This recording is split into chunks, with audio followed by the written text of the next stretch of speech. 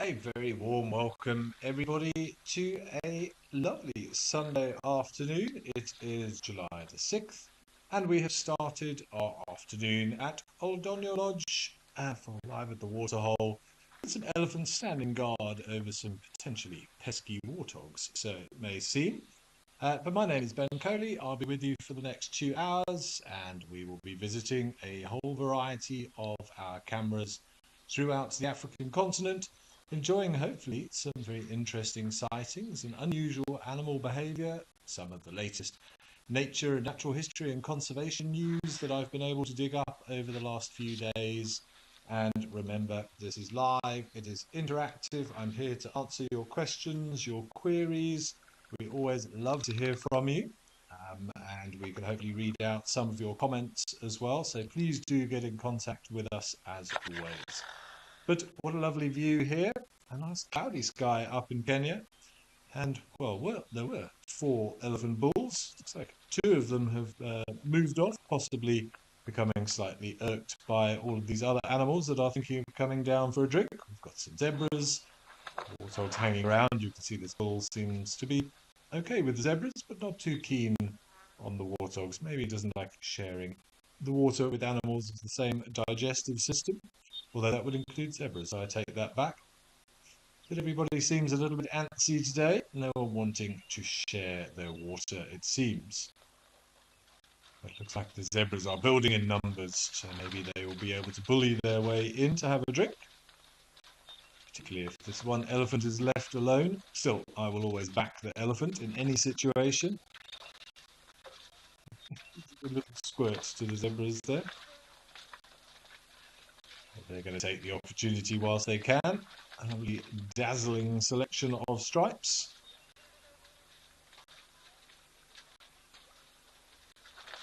Monochromatic mayhem beginning to unfurl. We'll see how everybody gets on. Zebras notoriously argumentative with each other in close proximity, particularly if there are rival stallions in the same area. I see we've had a flood of people greetings this afternoon. Ernie T saying hello. Hello, Ernie T. Pankaj Seth saying hello to everybody. Joanne Mello, happy Sunday to everyone as well.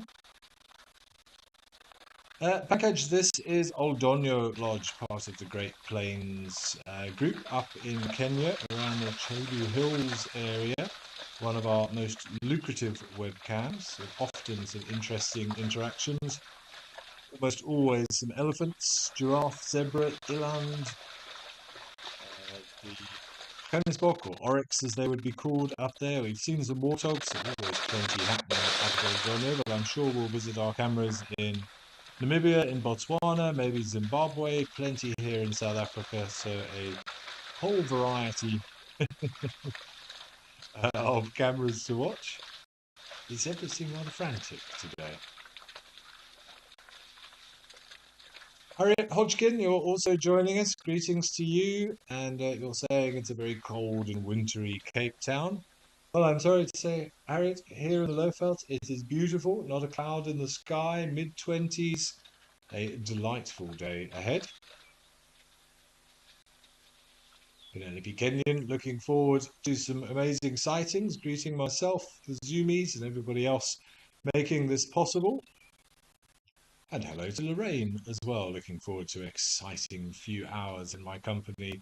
Well, I can't guarantee what we're going to see, Lorraine. The bush runs on its entirely own schedule, but there's always something interesting to see. And this is not a bad start.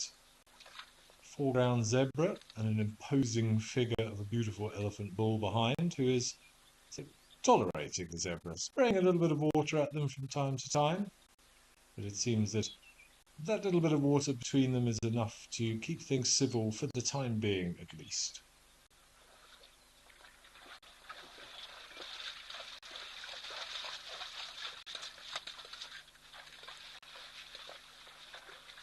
James Logie, you're enjoying the elephant and zebras at the waterhole. Excellent, James. I'm glad you are enjoying them, but it is a lovely sight, certainly.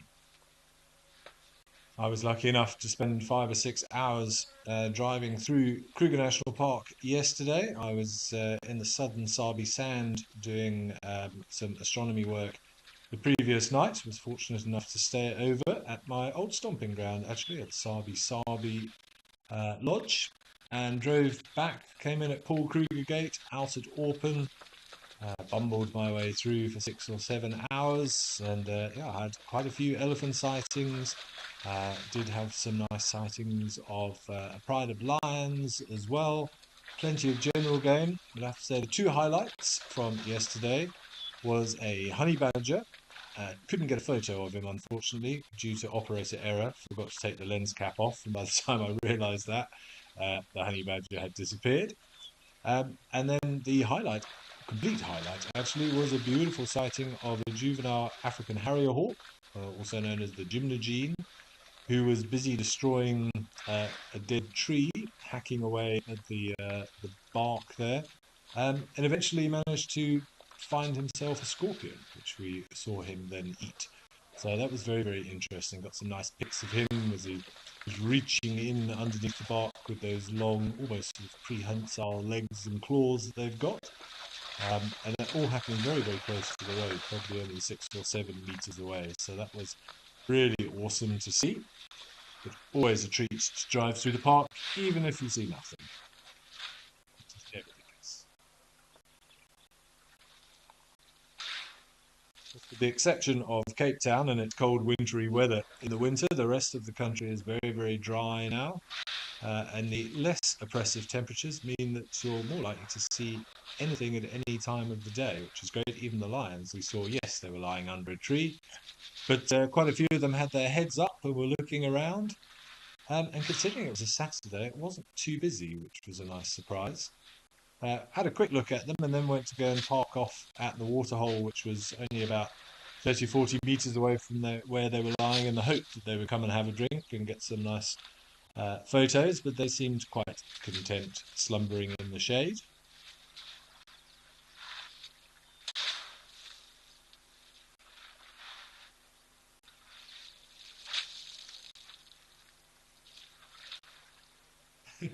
Sorry, Harriet, if we're making you want to pack your bags from Cape Town and come find some sunshine. Well, come for a trip in the park anywhere in the Lowveld. Fabulous time of year.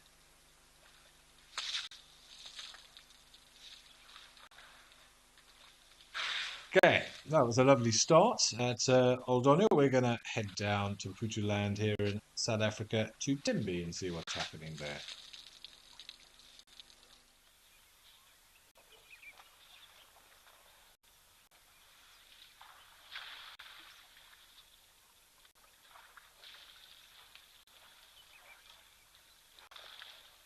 Now we've got some warthogs having a mud scratch and a limited view of the spine, at least, of an elephant and an African jacana.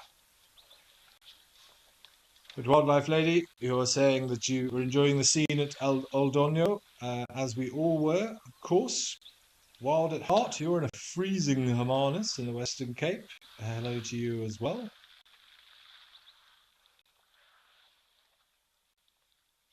Catherine. And Mundler, you're asking, can a fully grown elephant be taken down by a pride of lions? Mundler, it's very, very, very unusual, but it has happened. Normally, if prides of lions, and we are talking large prides of lions, of course, they can take elephant, but very, very, very, very, very rarely will it be an adult, and that adult is probably going to have to be sick or injured or unable to really defend itself, and even then, it's quite a tall task for lions. But younger elephants, yes, absolutely, they can. Even juvenile elephants, the very famous pride up in the Savuti Channel in Botswana, used to specialize in hunting young elephants that have got separated from their breeding herds. But say it is a massive risk and a huge expenditure of energy, but risk reward. If you can take down an elephant, you are going to feast for quite some time. This warthog's having a good scratch.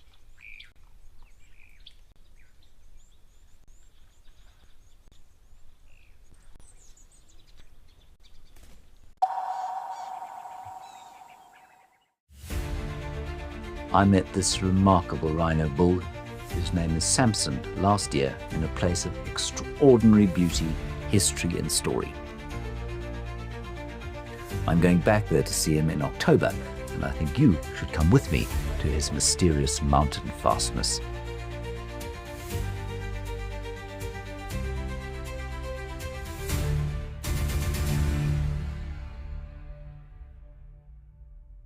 The Wild Earth Impact Foundation is a non-profit that uses the power of wildlife storytelling as a force for good.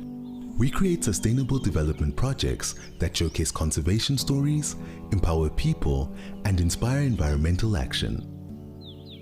As a registered South African PBO, you can make a tax-deductible donation to the Wild Earth Impact Foundation.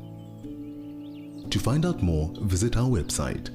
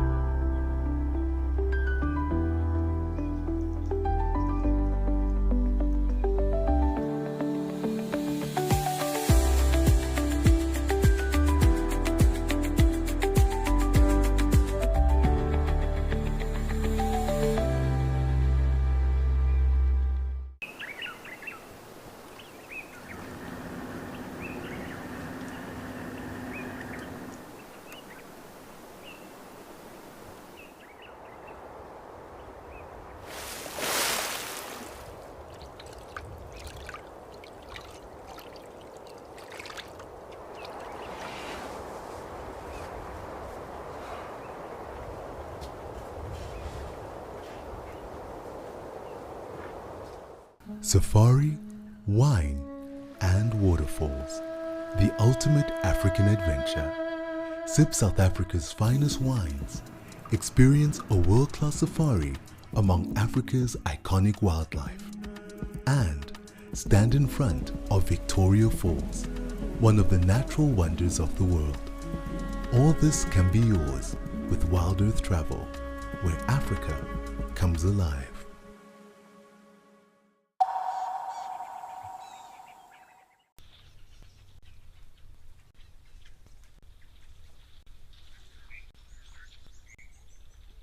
Harriet Hodgkin, you are pointing out that those warties are really enjoying their role in the mud. They certainly were. I don't think there's any animal that exhibits so much glee of rolling around in the mud than the warthog.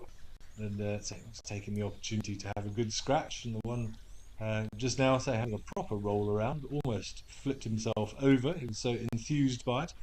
But I don't think I've ever seen one do what that one did and then reverse backwards. Obviously enjoying a good scrape along the soil with good belly scratch.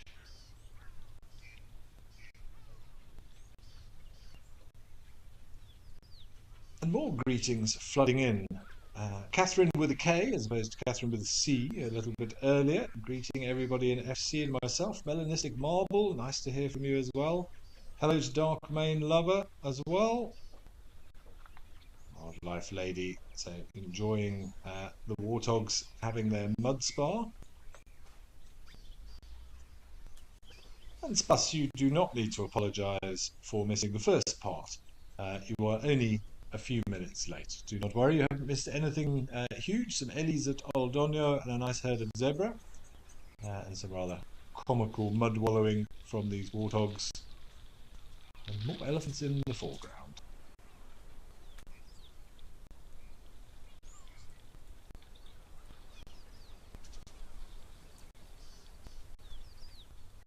You saw a beautiful big tusker yesterday as well. Very difficult to sort of explain the size of the tusk, but a lot bigger than those ones we just saw there. I don't think he would have, not exactly big tusker status, but certainly big enough to exhibit a few oohs and ahs when we saw him. Oh, and a nice little group of Inyala all happening today.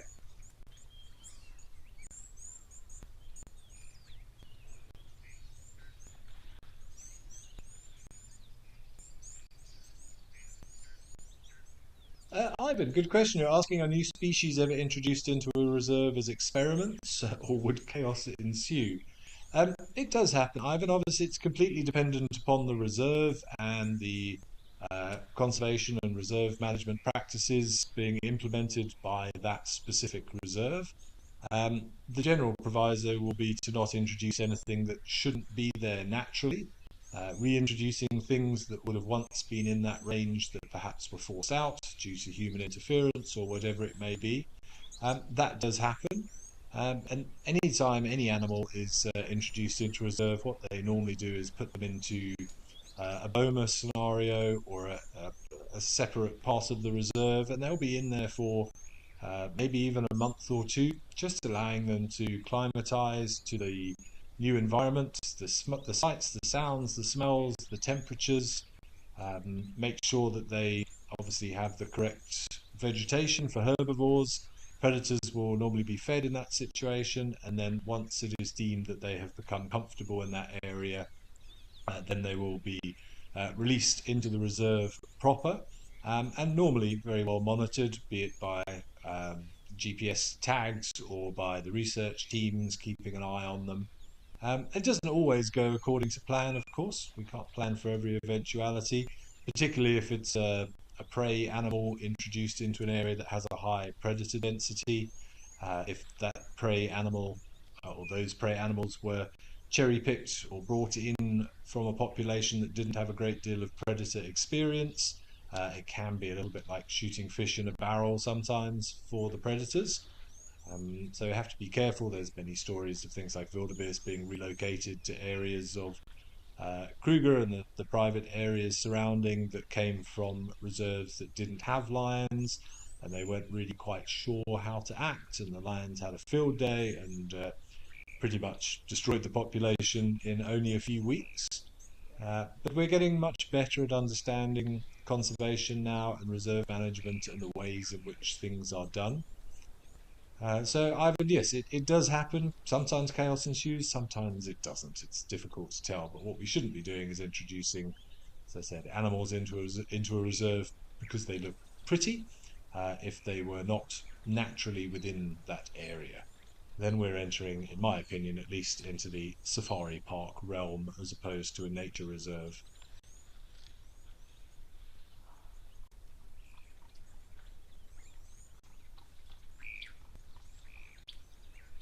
But nice to see such a substantial group of Inyala. We normally get to see quite so many together at once.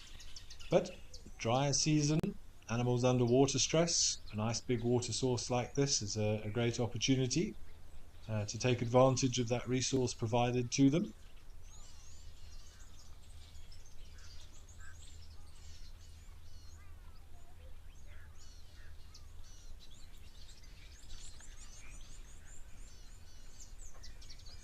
Nice to see a young male there as well with his little stubby horn still showing his original coloration at orange. Of course, a big male Inyala has that charcoal grey colour.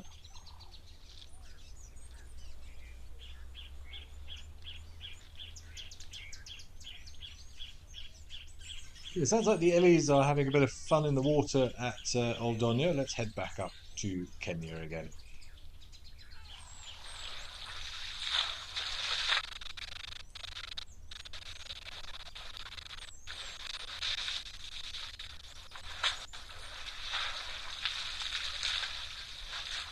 Could you get any more African than this? Zebras, giraffe, the quintessential African animals in one place. This giraffe is braving the water with all the activity around them. Normally very, very tentative drinkers.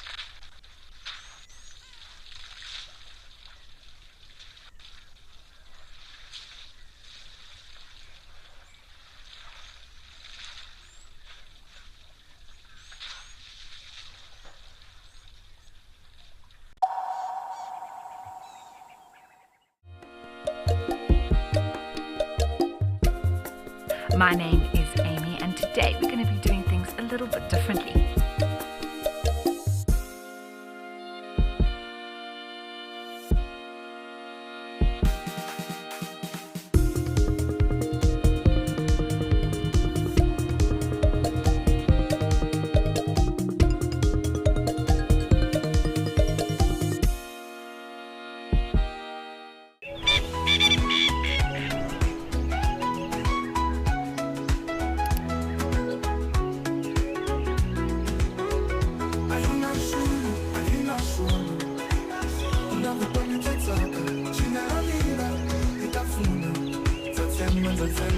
My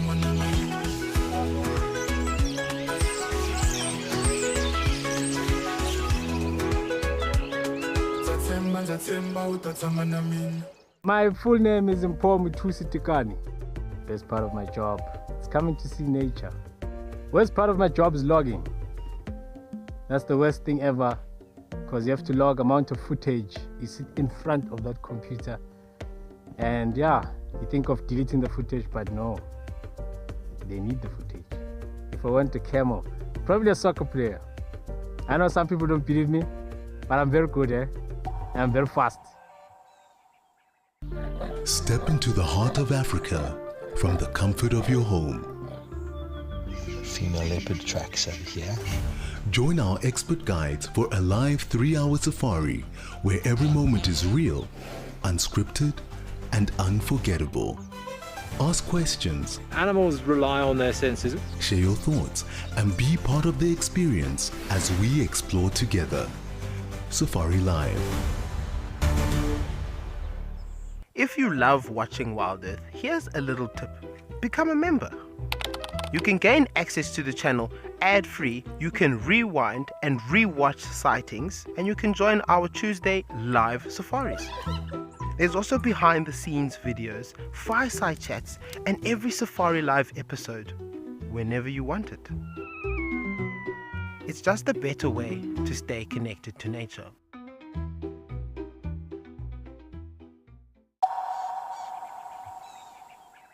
Of the barks of trees for breaking branches, for digging, uprooting tubers and roots and things. Elephants very, very adaptable. Even the ones that have lost some of their trunks and things due to snares or other problems. Quick escape from the zebra through the water as opposed to around it.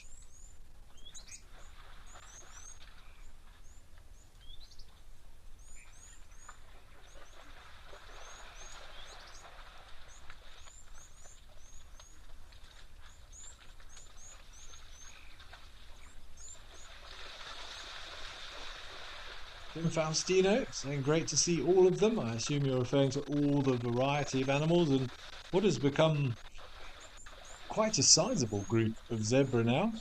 More zebra than water that we can see.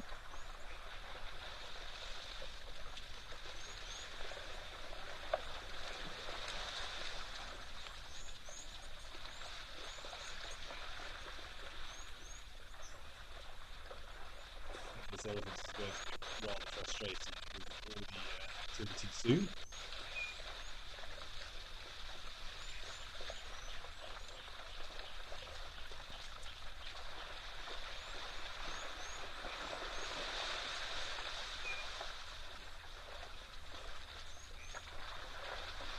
This is going to monopolise that inflow pipe. These zebras are rambunctious today, getting very close to this elephant into the water. Perhaps fueled by confidence in numbers. Hello Lady Macbeth, welcome to the show, glad you could join us.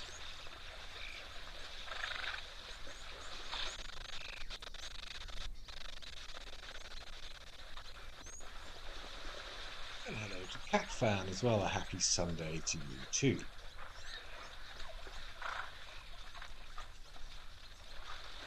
Oh, Iland just wandering off on the right as well. Lots of activity at the waterholes today. Everybody taking the day off. And hello Ari from the Netherlands as well. Multicultural gathering of wildlife lovers today. Do always tell us where you're from when you send in your comments. It's I always find it so satisfying and amazing to know how many different people from different countries are watching this and how far and wide Wild Earth is able to spread these incredible images. Catherine, you're saying that you had a dog that got a metal canine tooth after he broke it. That's interesting to know, but certainly not something I think happens very often. I can't imagine, I'm sure you could verify that it's particularly cost effective. But say apparently this one of the bear is the largest one ever successfully fitted. I think the elephants decided it's just too much now. Can't be bothered. Swatting away a swarm of flies. Eventually the flies aren't going. I shall just relocate myself from the disturbance. And Ilan's got the good idea. Just find a quiet spot of water and get a quick drink.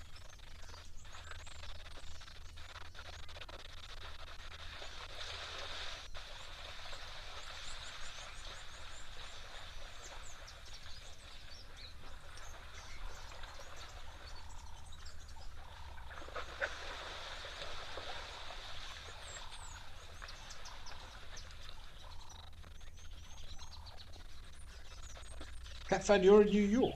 You're saying this dazzle is particularly dazzling. Yeah, absolutely it is. You can really see the effectiveness of those stripes. If indeed camouflage is their primary role, could be to deal with biting flies, can be to deal with heat. Certainly on the giraffe in the background, there was a recent study done again on the efficiency of those dark patches on the giraffe and how they can help with thermoregulation, and the various studies suggesting that the patterning is somewhat hereditary as well. Youngsters do tend to mimic similar patterning to their mothers. And also what I found interesting was the difference in the sizes of the patterning based on climate. So up here, these are Maasai giraffe, and they have a rather hectic sort of patterning and lots of smaller black areas, whereas the giraffe we have down here, the Southern African giraffe, much larger dark patches. And it's been suggested that because of their role in thermoregulation, that where it's hot, blood flows into those darker areas. There's lots of capillaries there, which then expand to release the heat.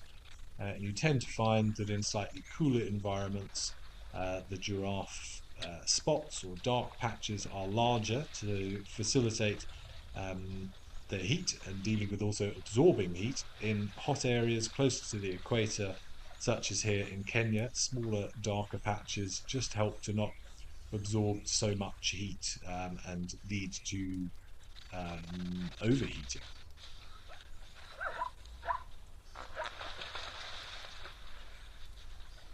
Hello to Trixie Rose, saying hello to all the wild earthlings. Lorraine saying the love of wildlife is indeed worldwide. Absolutely it is. And it's growing, which is wonderful to see. People's appreciation, people's concern towards the well-being, people's understanding of conservation, how their own actions. And of course, the more people who think like that, the better the world will become. As the Dalai Lama once said, if you think you're too small to make a difference, try sleeping in a room with a mosquito.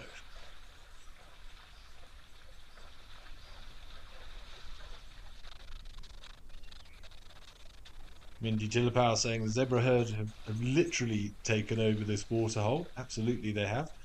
The edges, the water itself. Realistic Marvel saying the dazzle gets more dazzling. Absolutely. Animal Lover, you're right in terms of this is a perfect hunting ground for a predator, and why don't we see them? Well, it's just ecological niches. Animal Lover, generally speaking, most predators are nocturnal. That's when they do their best work. You do find some nocturnal predators that become more active during the daytime, particularly during the cooler times of the year, but their modus operandi has always been the cover of darkness.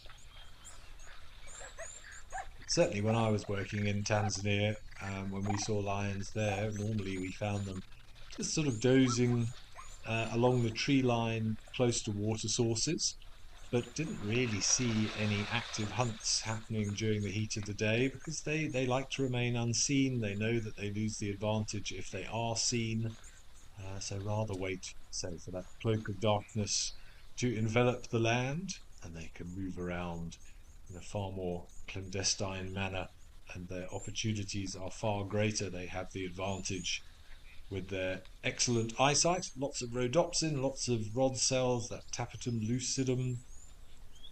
Lions, leopards, pretty much adapted to nocturnal hunting.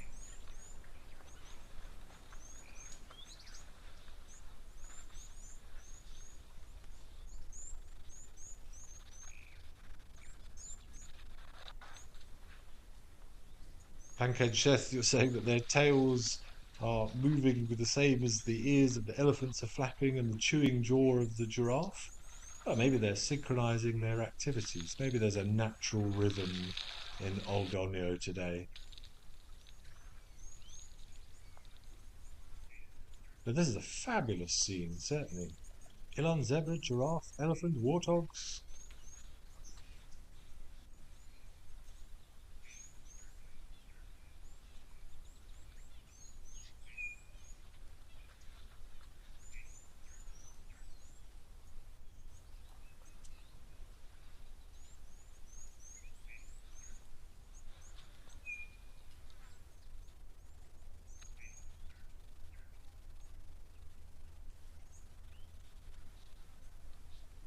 All the zebras now become rather stationary and things have relaxed somewhat.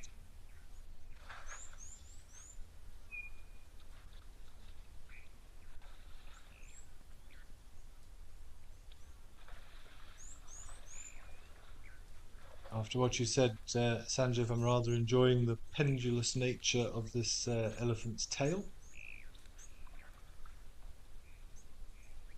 It's rather metronomic today.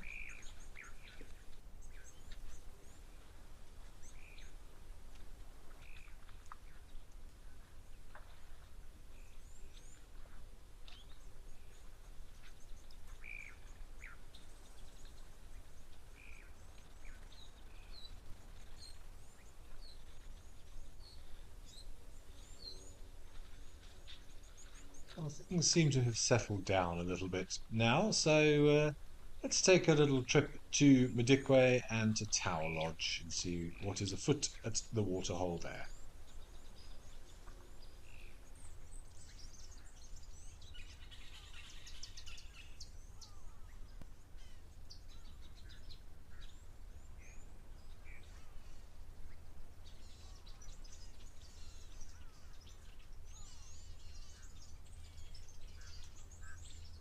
I was wondering what we were looking at, but there was just a little snout of a crocodile, and now a tail.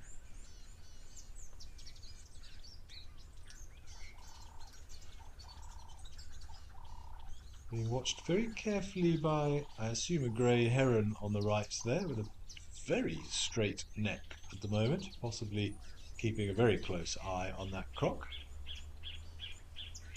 But again, you'd never think that there was a 2 or 3 metre crocodile in that little patch of water. Just see the occasional ripple.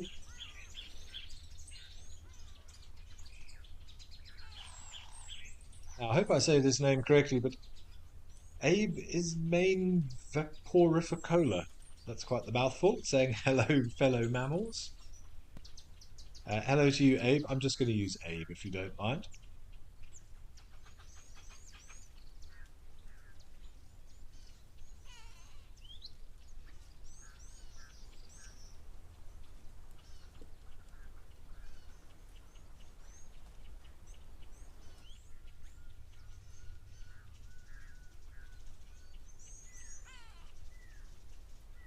Red-billed teal on the right.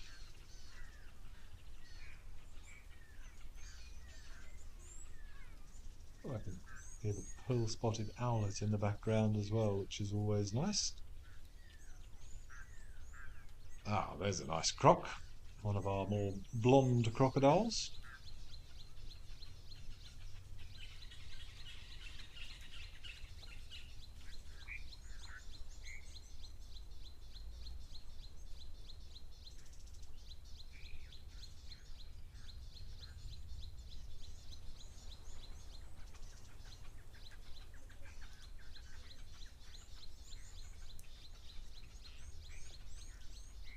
There's no need for crocodiles to have fake teeth implanted.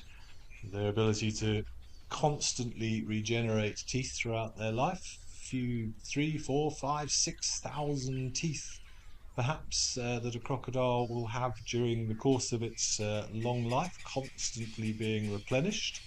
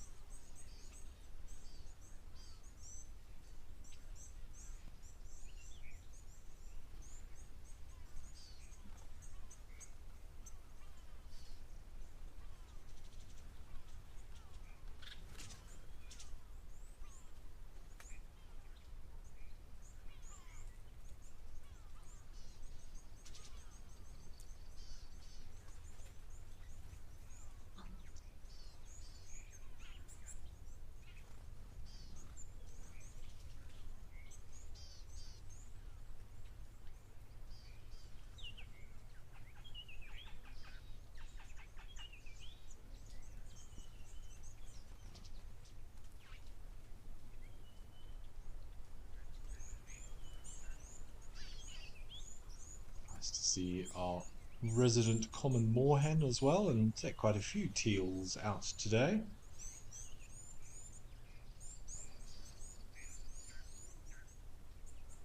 Waterbuck drifting in from the back. Actually saw a massive herd of waterbuck, one of the largest that I've seen in a long time in Kruger. There must have been about 30 individuals with quite a few males altogether, adult males as well, which is unusual because males are territorial. But again, this time of year, with food and water resources not quite as prevalent as they would otherwise be, it does sometimes lead to things coming together in groups for the benefit of everybody. There was also a large fire in Kruger. They were doing a controlled burn of one of the blocks.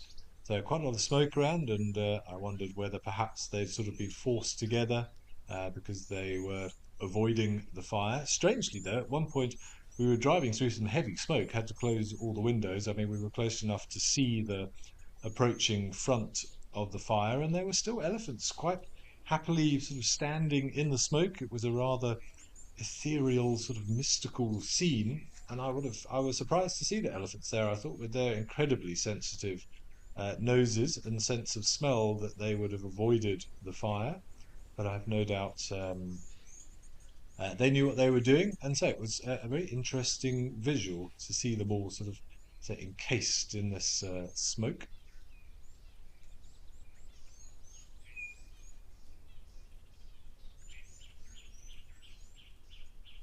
Joanne Mello, I'm glad we showed you your favourite crocodile, old Blondie.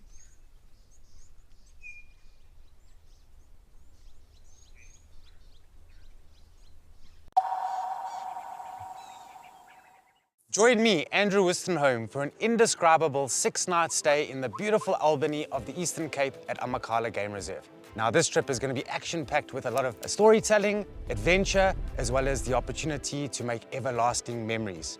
We'll be exploring the best of Amakhala by staying at 2 luxury lodges, which will be the perfect blend of comfort as well as wilderness.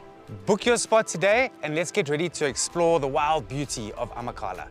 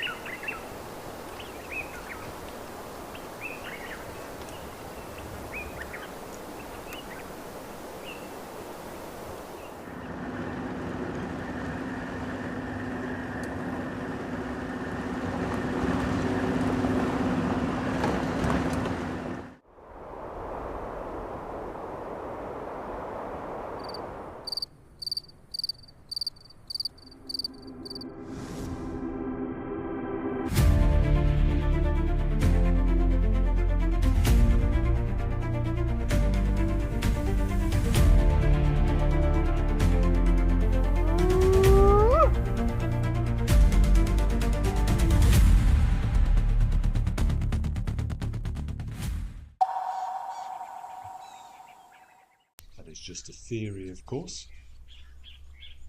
And because I've said that, it's been at least 20 seconds now, and neither of these impalas have wagged their tails. So, what do we know?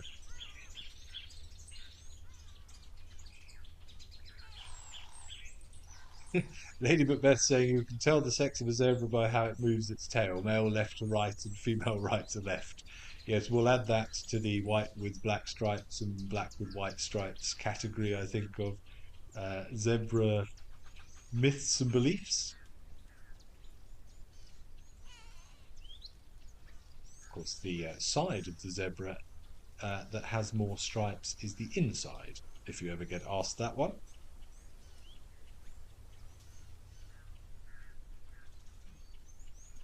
Hello to Raisin Sack as well, saying hello to beautiful people. And also to Ari, enjoying the large crocodiles that we were looking at.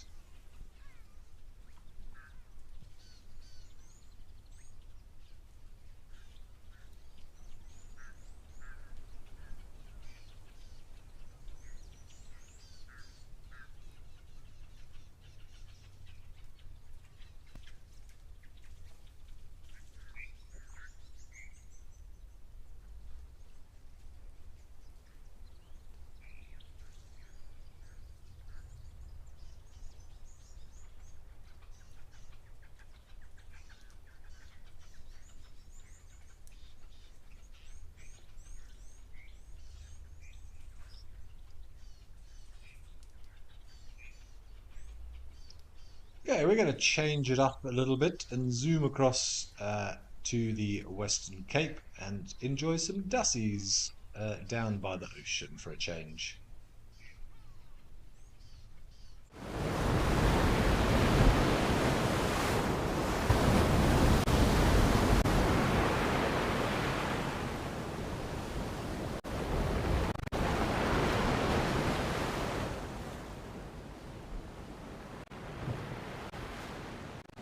Oh, she's looking for the dassies. Okay, I see some movement bottom left-hand corner.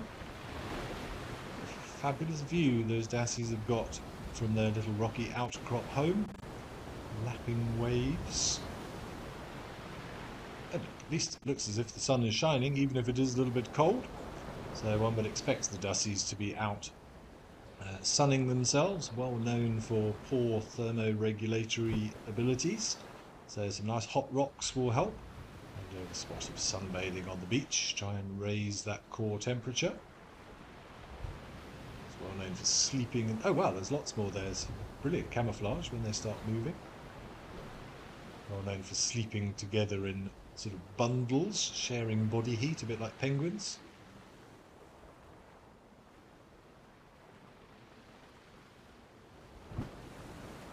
And they always look a little bit irritated with the world dassies, that little downturned mouth. Always just look a little bit incredulous about life, and slightly grumpy. Maybe because they're always cold.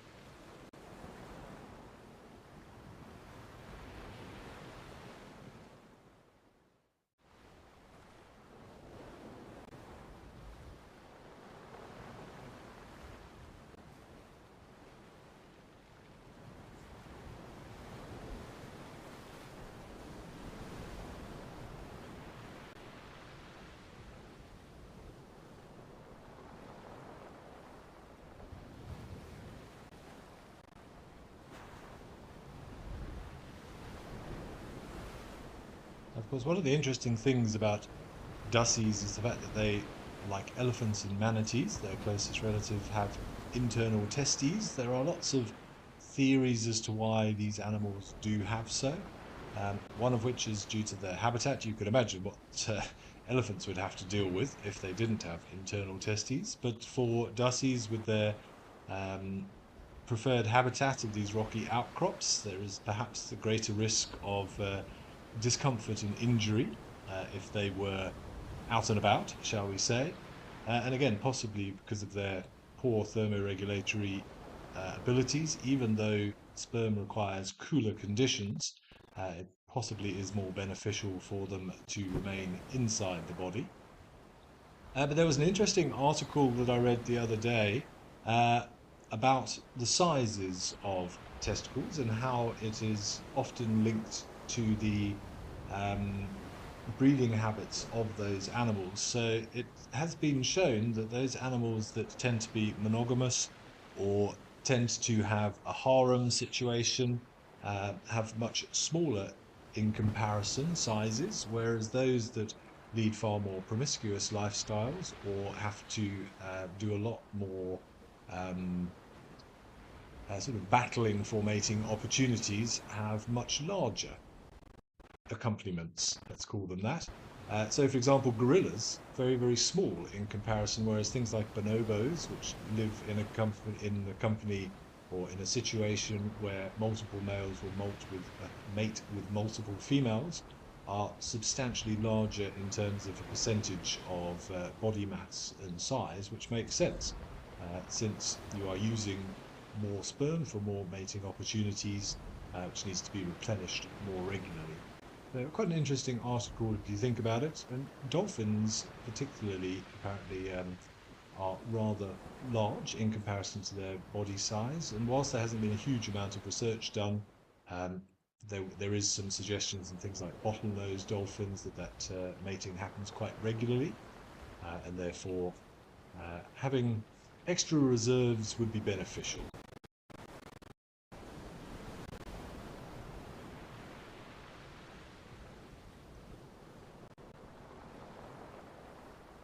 Joanne Mello, you're enjoying Stony Point. Penelope Kenyon, you're saying you saw a lion and a porcupine on Oldonio's cam last night, and then a cheetah.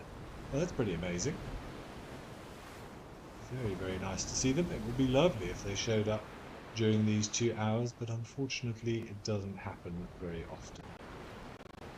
Daniel Soifer, yes, hyrax, dassies and hyrax, same things. Officially, these are rock hyrax, but they're also known as dassies over here.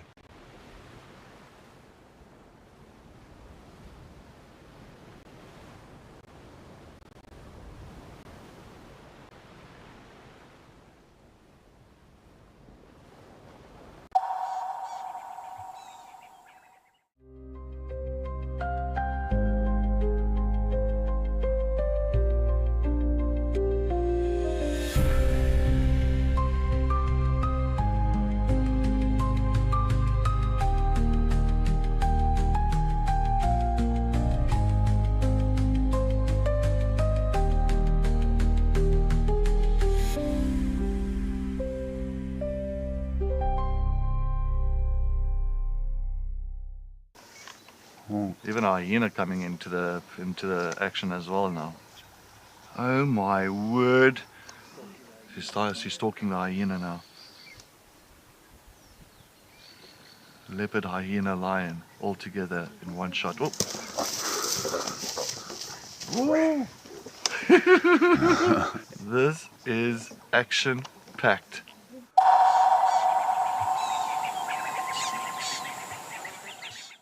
My name is Takuzwa Panda Msesani. My scariest moment is when it happened twice. The other time I was with Cedric and the other time I was with Steve. And all those times it was a black mamba. My favorite meal in camp is gonna be burger and chips.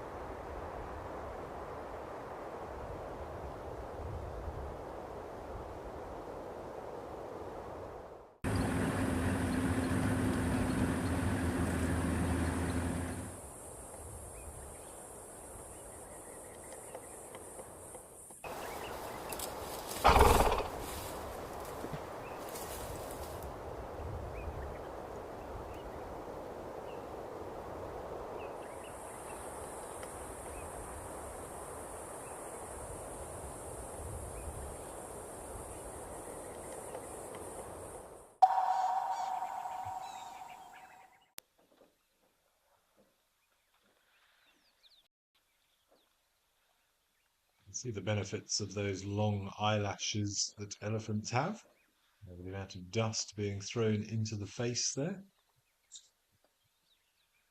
That coupled with their nictitating membrane, the third eyelid, if you will, constantly sweeping from left and right as opposed to up and down, just to help keep the eye clean, and then that little Harderian gland that they have, which is rather like our tear ducts, although elephants don't cry, but that Harderian gland also does produce a substance which is swept across the eyeball to help with lubrication and keeping it clean, and often manifests in that sort of whitish substance that you do see in the corner of the front part of the elephant's eye, which is also very attractive to certain types of moths and insects that will come there for moisture.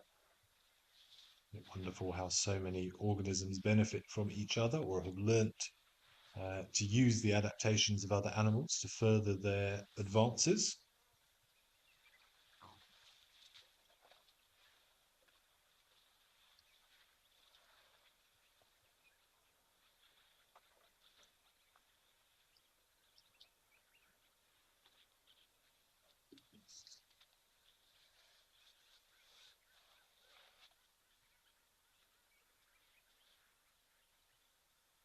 See this one at the back doing a little bit of digging with his tusks to expose some better quality mud for his needs. It was a very lethargic dumping of mud on the head.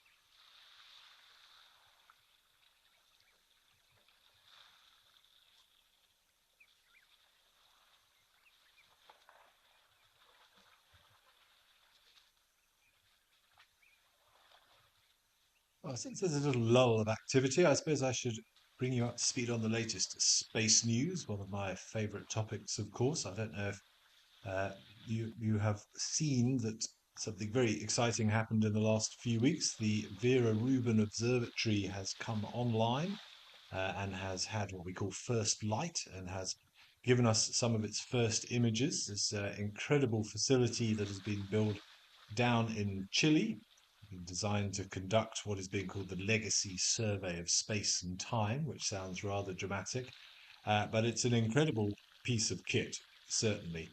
And its goal is to map the entire southern sky, which it will be able to do in just a few days each time. And it's going to be doing that for around about 10 years, giving us all sorts of interesting information about what is hiding out there in the cosmos and in the distance, mapping the Milky Way, exploring everything from supernovas to variable stars, and also very important for helping us to track what we call NEOs, the near-Earth objects, because it takes such a wide field view and does it so regularly, it will notice if an object has moved between one frame and the next time it returns there, which will only be a few days later, which would suggest that object is much, much closer to us and is therefore moving more obviously, or just help us keep track of any potential approaching objects that may or may not be a danger to Earth.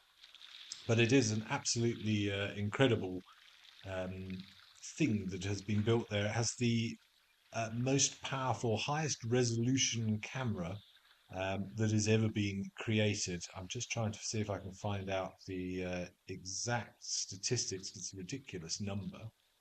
Let me just see if I can find it for you. We're talking many, many thousands of gigapixels in terms of the camera itself.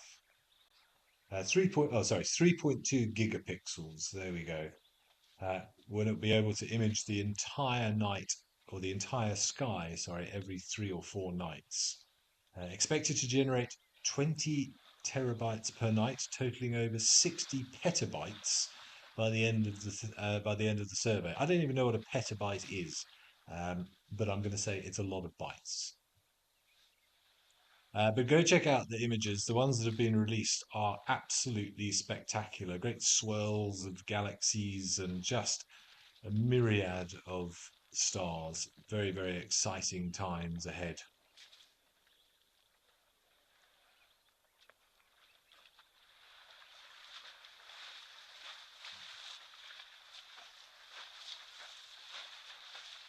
Harriet Hodgkin, you're saying that sounds amazing. You love how technology is bringing the unknown to us to be explored. Absolutely, very well put.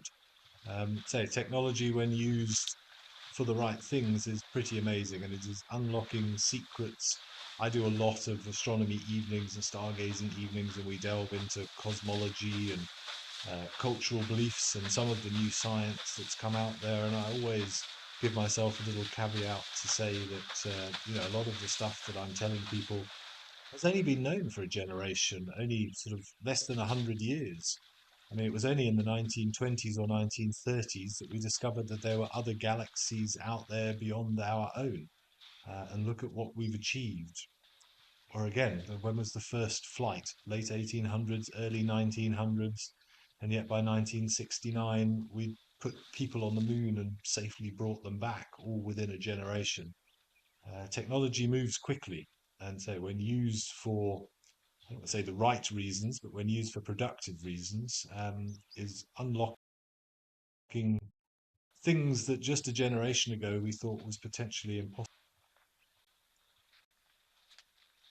Ivan in North Carolina, you're asking if we had observed any other heavenly bodies with rings like Saturn.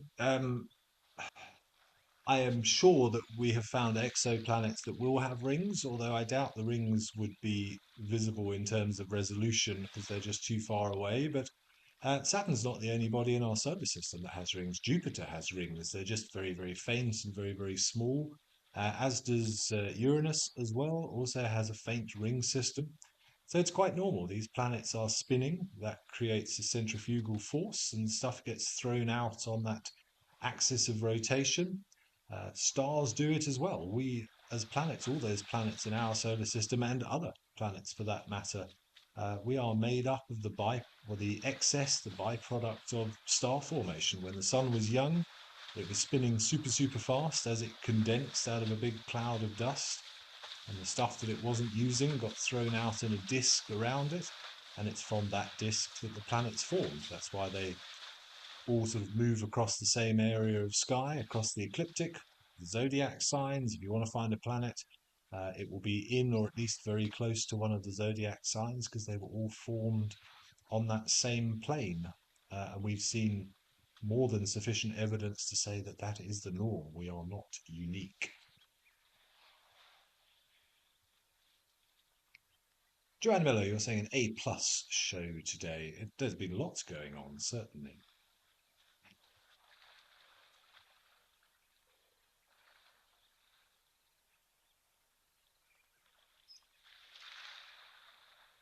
This one on the left just looks like he's having a rest, using his tusks. All right, let's try for a change of scenery and head across to the Eastern Cape to Founders Mantis Lodge.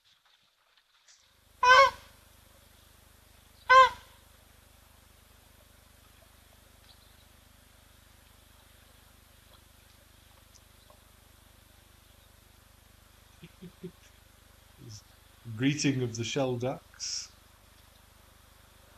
It was an African shell duck momentarily.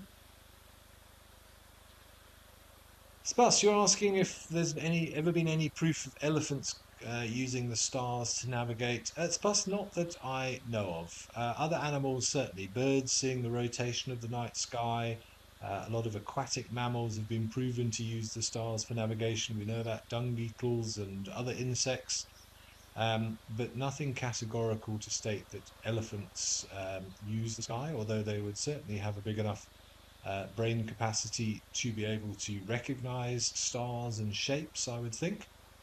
But to my knowledge, there is no evidence of them doing so. I'd say there's a distinct lack of elephants in the sky in general, even in cultural African star lore, which I find surprising, considering that, oh, look at that dramatic sky behind the tree there, which I find surprising. So there's, I mentioned this last week when I was doing the show, but the Great Square of Pegasus allegedly has been seen as an elephant. Antares in Scorpio suggested to be an elephant, with the rest of the scorpion's body being the rest of the herd spread out behind it. But very few references to elephants in the sky from my research. Shelducks peering into the hide, ticking off their list of nationalities, perhaps of tourists that they've seen.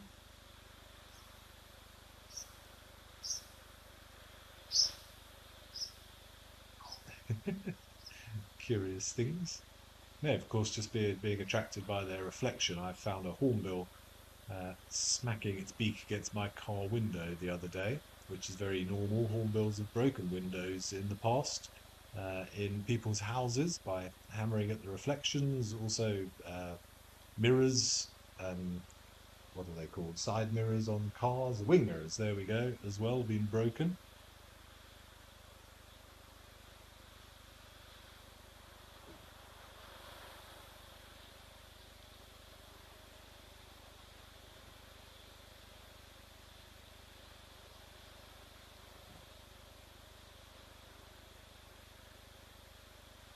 So we have a pair here, the male closest to us with the grey head, and the female with her rather zebra-like stripy black and white pattern in the background. No, nothing of too much interest in the hide. Have a little check around the grass. Good afternoon to Paul from a slightly overcast Bournemouth in England.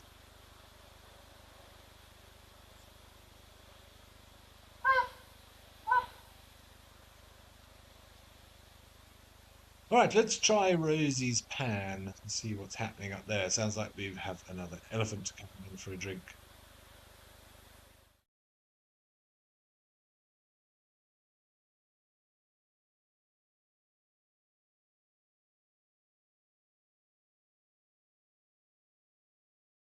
Ah, a hippo.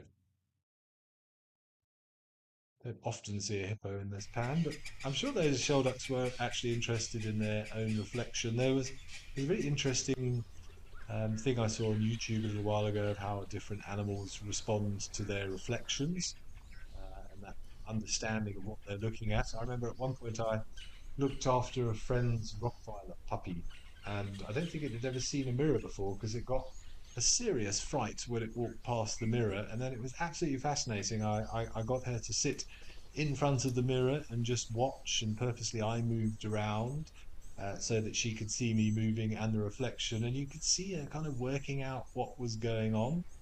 Investigated it a couple of times, and within a few minutes became completely comfortable with the fact that it was a reflection and it wasn't, in fact, a rival Rottweiler. Interesting to see how these animals' brains work.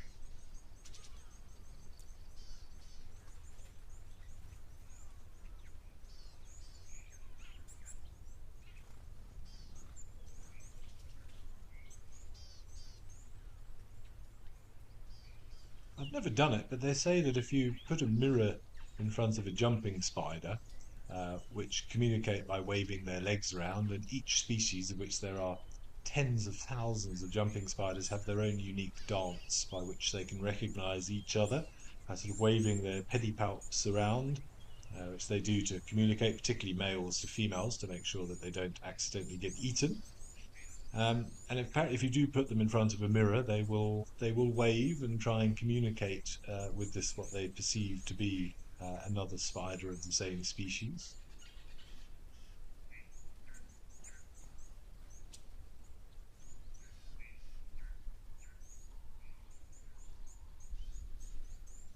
Sometimes elicits a very aggressive response. Those animals with a far larger brain will often sort of investigate and look behind the mirror, trying to figure out what's going on. Fascinating to watch. Don't know if an elephant, if I have ever seen it done with an elephant, though. I would think they would comprehend it pretty quickly.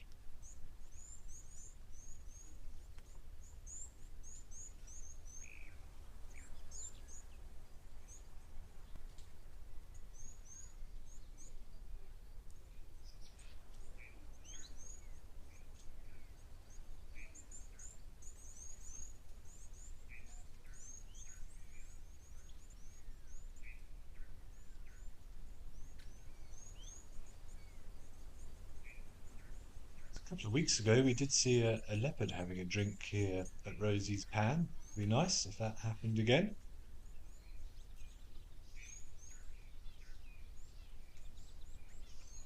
Here, Mr. Hippo, I suggest you have a little roll to protect that skin. Speaking of leopards, I've doing a lot of reading of late. I'm on a quest for knowledge.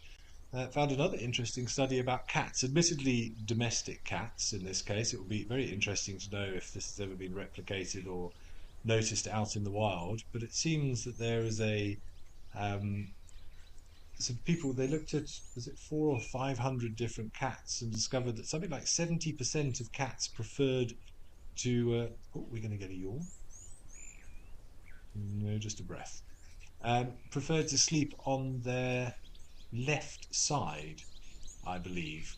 And one of the theories as to why this might be the case is because if they're sleeping on their left side, it means that their right eye is unobstructed and it's opposites. So the right eye communicates with the left-hand side of the brain, and the left-hand side of the brain is most responsible for spatial awareness and specifically vision for avoiding predators and movement and things. So interesting to know whether that was just coincidental. The authors did also specify that there could be a variety of different reasons for it, but there did seem to be in the sample size that they had a very much a statistical correlation that cats lay on their left-hand side, possibly because they like to sleep in rather high and precarious areas, so spatial awareness important, and obviously looking out for potential dangers as well.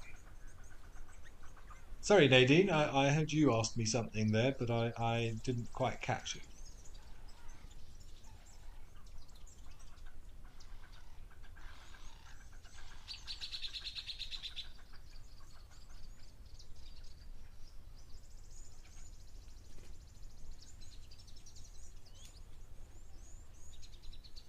You're asking how they figured it out. Yeah, I think so. I think they said they watched a whole bunch of videos on it and discovered that most of them are sleeping on their left-hand side. I think it's a well-known thing that the eye responds or communicates more to the opposite side of the brain. That happens in many animals. I've no idea why that is the case, but the left and the right hemisphere seem to be more closely linked to the eye of the opposite side.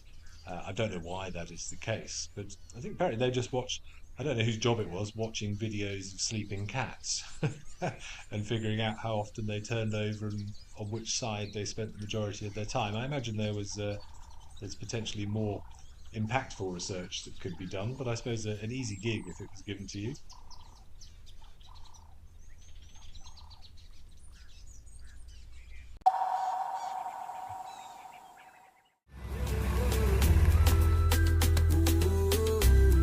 My name is Amy, and today we're going to be doing things a little bit differently.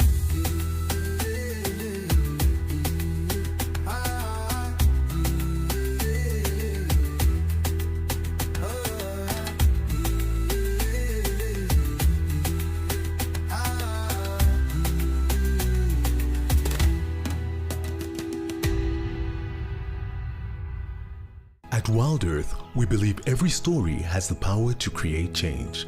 That's why we've launched the Wild Earth Impact Foundation, a non-profit dedicated to conservation and social impact. By showcasing conservation stories, we can change lives, protect nature, and empower communities. We have partnered with Empowers Africa to accept tax-deductible donations from US donors. Your donation will help fund critical programs that support our mission. Join us and be part of the change. My name is Takudzwa Panda Msesani. I really want to film an artwork, and it has been my goal. I'll be just keeping my eyes open. The worst driver is James. He's driving, yeah. You gotta be holding on back in there, yeah? Like in bumps, and I mean, it happens when, these things happens when you're actually going for animals usually. But then, yeah, he's driving, yeah, you gotta put your seatbelt.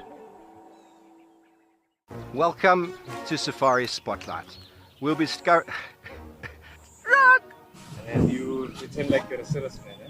Got no idea what's going on this reserve. Expecting the unexpected. Are we stuck down there? What am I trying to do? Because we have another giant of Mabula. That was incredible. This is unbelievable. It's going to be a spectacular afternoon.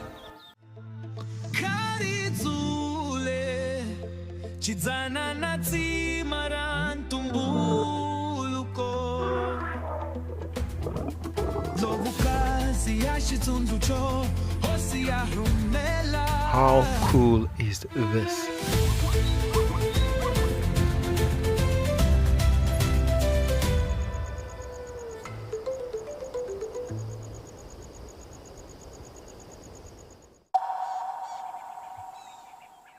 I guess the waterbuck is comfortable with the situation as well. It's not like the waterbuck doesn't know the crocs are there.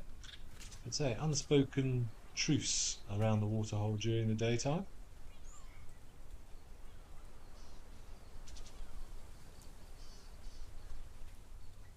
Catherine, yes, you say, pointing out that going back to our cat left-hand side sleep preference, could be the position of the organs that make it more comfortable, like with the stomach in humans. Yeah, I know that's been suggested, that there's one side that, say, sort of compresses the stomach, another side that compresses the liver a little bit more, and it's actually healthier or better to sleep on one side of the other, or at least to predominantly sleep on one side or the other. I don't know of the specific spatial distribution of the organs in the body. That wasn't mentioned in the study, but would certainly be interesting to look at. I don't know, you got me wondering whether it's any different or if there's any similarity between lions sleeping or leopards sleeping, but certainly in my experience they sleep on both sides, but I've never really bothered to check or take note of whether they do seem to consistently lie on one side more than the other. I would think it's probably also got to do with the positioning of the sun as well, comfort, the substrate underneath. But say the study was, it's not exactly a massive in-depth scientific study, and they, to their credit, did say that, look, there could be a variety of factors.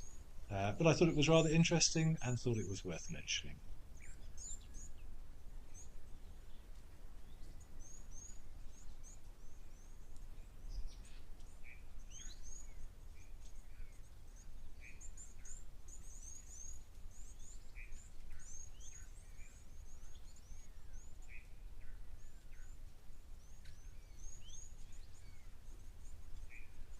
No, Spuss, I have never seen a crocodile take down a waterbuck. Or have I actually? Just about to say, I've only ever seen a crocodile take something once, and to be honest, even then it was the action had sort of passed by the time I got there. But it was actually when I was at Sabi Sabi, and a crocodile did take a waterbuck. And we saw the croc eating the waterbuck, but I didn't see the exact strike, as it were. It's something I've never seen. I've never seen a crocodile launch itself out of the water and actually grab something and pull it in. I've never seen it happen live, which I would love to see. Yeah, waterbuck just keeping an eye on the croc as it moved there, but say a mutual respect being shown, I think. It's sunbathing time for the croc, it's feeding time for the waterbuck. a surprising amount of trust.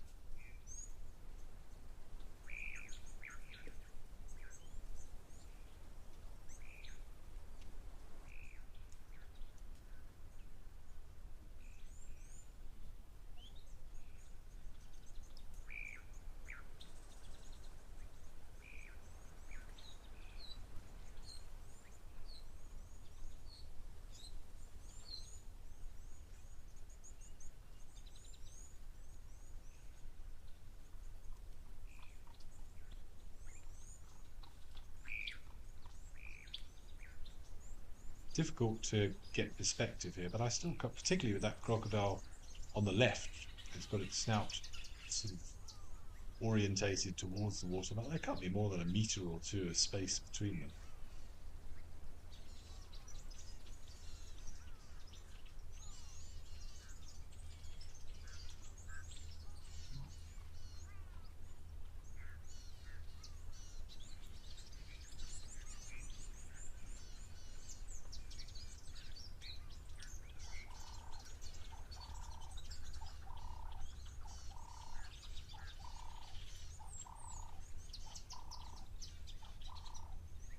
I'm trying to think where I saw it. I saw something incredibly unusual the other day, a snippet of a video. I can't remember what platform or what circumstance I saw it, where it looked as if a hippo was using a rhino's horn as a toothpick.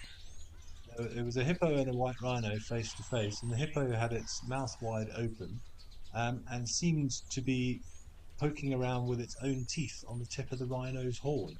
That was very, very odd.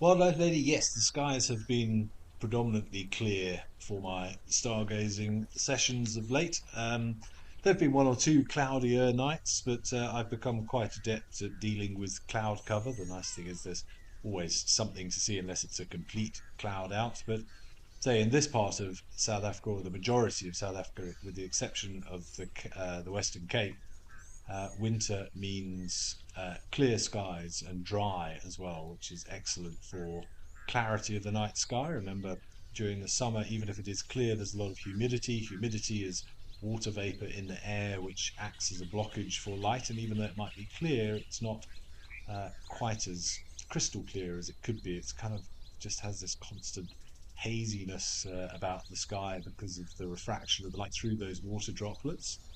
But we have the Hadley cell, which sort of sits over this high pressure cell that sits over the interior of the country in the winter months. High pressure cells are downward sinking columns of air which push down on the middle of the country and then push out towards the oceans to stop that moisture coming in from the ocean. So I am a big fan of winter. It's much cooler and generally clear skies. Maya Shaw saying amazing to see the waterbuck so close to the crocodile. Yeah, very trusting relationship. Right, we're going to go somewhere else. Sorry, I was chatting and I didn't hear where we're going, but we're going to try a different camera somewhere.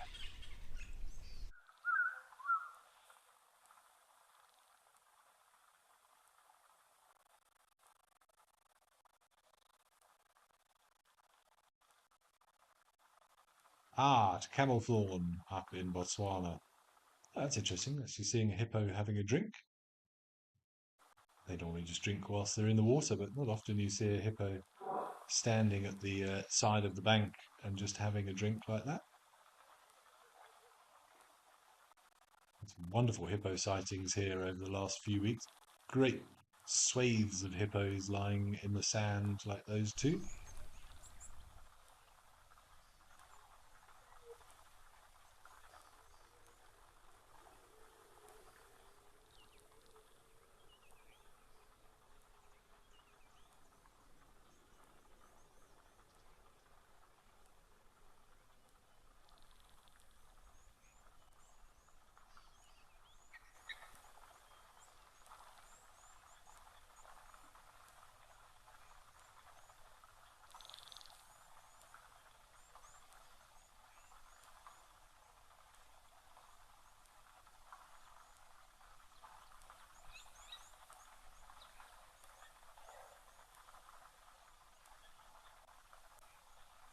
just about make out those 4 toes that hippos have got. So if you're ever confused between a rhino or a hippo track, count the number of toes, but be careful not to confuse the two. If you look at a hippo track upside down, it could easily be mistaken for a white rhino track. But even-toed ungulates having 4 toes, and partially webbed as well, just to help them propel themselves as they bounce across the bottom of the water.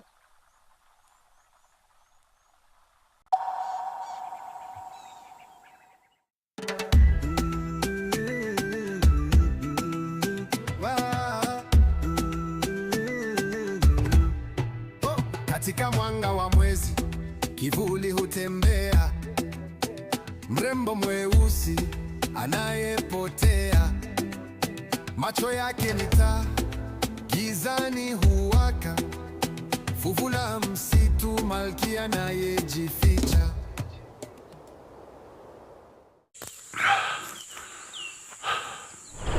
What does it take to handle the wild? Balance. Determination. Focus. Yaku!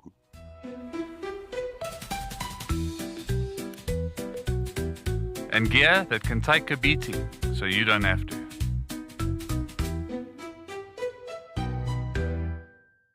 My full name is Maxine Gaines. Most people that know me really well call me Max. I'm a mum. I have 2 boys. One is 16 years old and one is 14 years old. I'm a very, very proud mama of my 2 boys.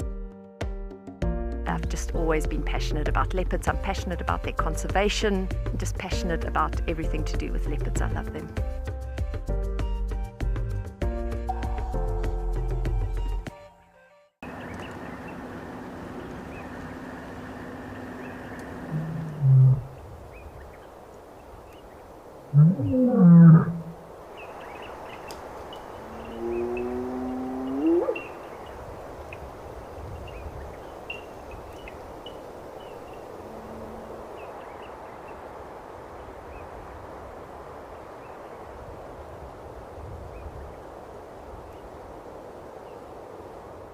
Are you ready for the adventure of a lifetime? Wild Earth Travel's newsletter is your passport to a magical journey. Explore exclusive travel options featuring special offers at stunning Wild Earth locations and all hosted by your favorite presenters. Don't miss out. Head over to our website and subscribe to the Wild Earth Travel newsletter today and stay in the know on all our unforgettable adventures. Wild Earth Travel, where Africa comes alive.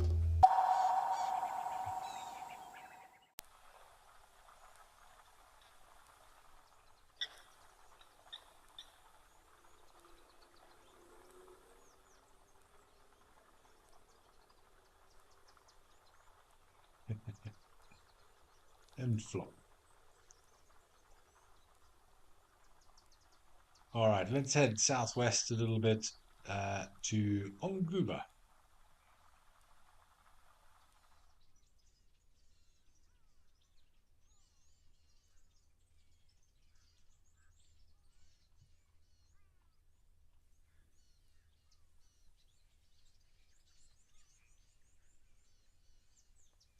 Actually, there was a springbok here. If the springbok is still around, congratulations to the Springbok rugby team that gave Italy a good game yesterday. Managed to win quite comfortably, even though Italy did score a couple of tries. For those of you who follow the rugby, if you were waiting to watch the highlights, I've just realised I've given you a spoiler, so my apologies.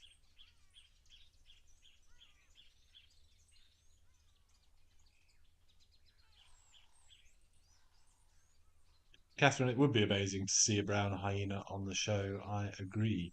But say, unlikely, unfortunately, at this time of day. But you never know. If it was going to happen, chances are it would be now in winter. So we will cross fingers.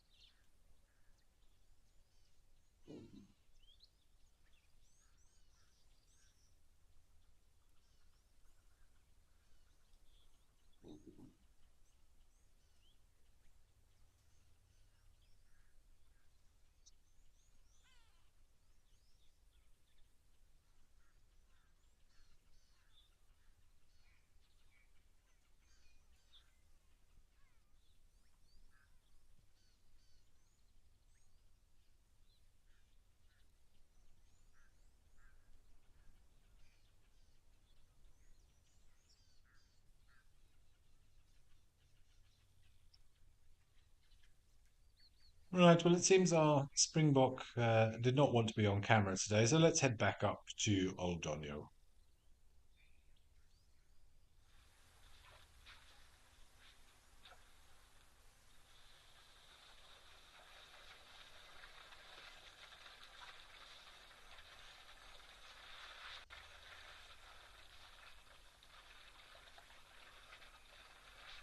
A camera that just keeps on giving. More elephants, more giraffe. Wendy, you're asking if there are hippos in Namibia. I mean, I've been to Namibia a few times and never have seen them, and I have to say I have just had to double check for you. But yes, there are, but only in very specific regions where there's specific water.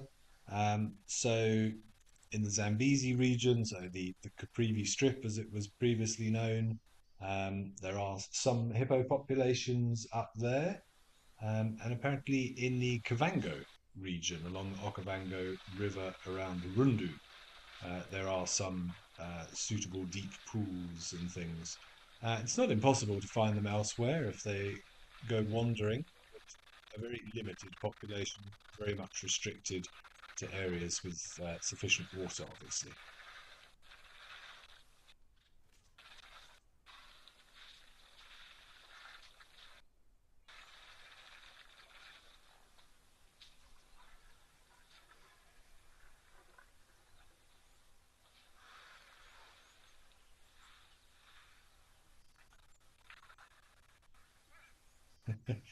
He's been on the right, taking his chance.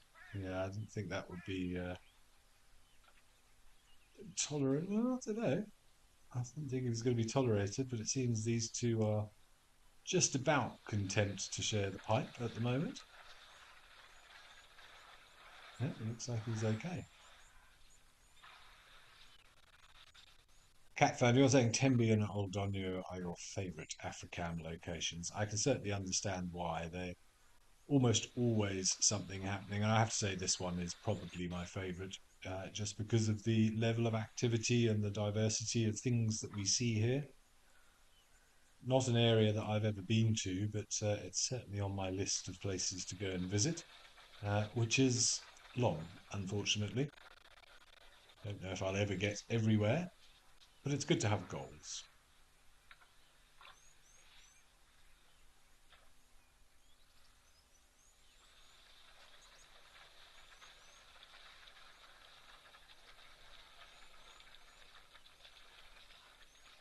Yes, it is only a small waterhole here at Old Donyo, but it is constantly topped up. There's a trickle pipe that the elephant on the left has pretty much got his trunk clamped over. So it's small, but constantly being filled, which is why there's such a stream of animals coming down here. I'm not sure how long that this dam has been established or has been artificially maintained, as it were, but the animals have obviously learnt and say there is no perennial water in this area, in this sort of reserve of Kenya. So I don't know how many other waterholes there are that are provided for the animals, but this one particularly does seem to attract an awful lot of wildlife.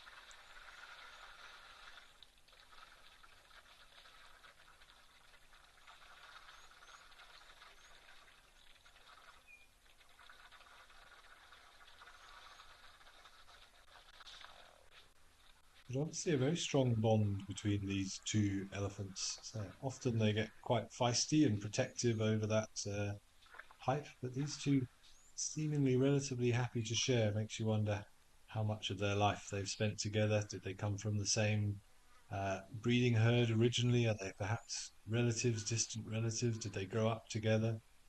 They're obviously very, very comfortable with one another's company.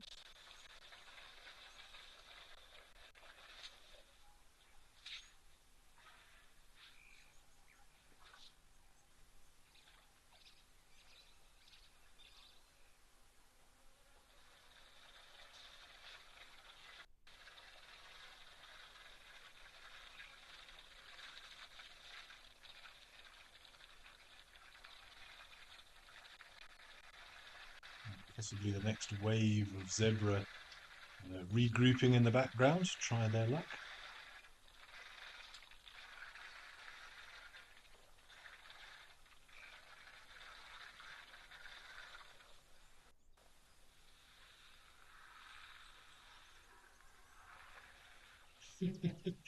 Paul, you're walking a dangerous line there with that comment saying men can also multitask. You're watching Wild Earth and Wimbledon at the same time. Well, good for you, Paul.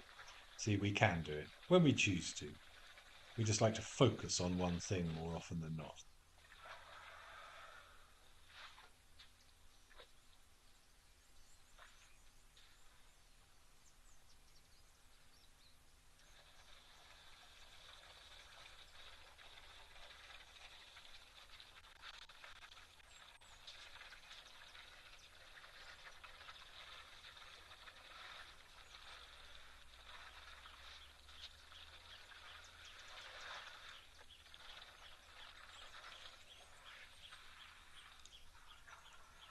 Well, I had one other interesting article. I like to do a bit of reading before these shows to talk about something unusual, something interesting that I found out today that I'll share with you whilst we watch these elephants also share the water there, to do with birds called Japanese quails. Also links in to our little space discussion we had earlier. Japanese quails in 1990 were the first birds to be successfully incubated in space on the Russian space station Mir. And they're potentially the idea was to see, would it be possible to use them for a food source, be it eggs or poultry for astronauts and things, spending lots of time in space. And it seems that it is possible for them to survive. One of the other reasons that they were considered is that they produce 200 or 300 eggs a year, apparently, which seems a ridiculous number, but seems to be true. And what also is interesting, nothing to do with the space thing, I just found that part interesting, was that they, along with turkeys, strangely, seem to be the only birds that create what is described as a seminal foam. So, of course, birds have cloacas. They don't have differential reproductive organs like mammals do. So everything happens with the cloaca. And they have a proctodial gland which produces this, say, seminal foam, which is thought to assist with sperm development, because it seems that when mating does happen, sperm is passed to the female via that cloaca, and then the female will store that sperm for 8 to 10 days before it's actually used for fertilization. And it is thought that this foam may help with the development of sperm, as well as providing any defense against any bacteria that would perhaps attack or degrade that sperm during the storage process. So, very interesting stuff that I was finding out today. It's amazing, this knowledge that you can find and that people are doing this sort of research. Of course, many animals have been sent into space when ethics were slightly more questionable. Dogs, cats, monkeys, various flies, spiders, even frogs. But it's all part of trying to understand how animals respond in zero gravity situations, and the rigors of space travel, and then obviously trying to equate it to humans as we consider going further afield and spending longer and longer out in space.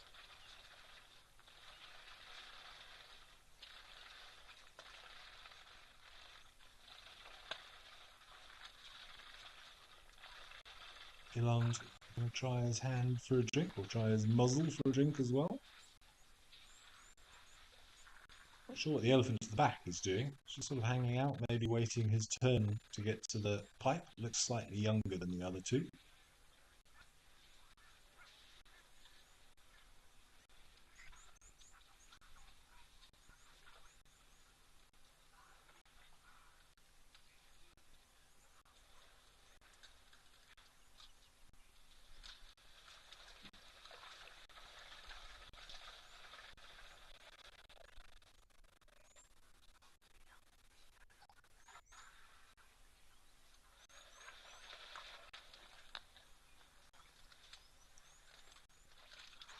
Leopard Lover, you're saying, look at the different patterns and textures on the screen at the moment.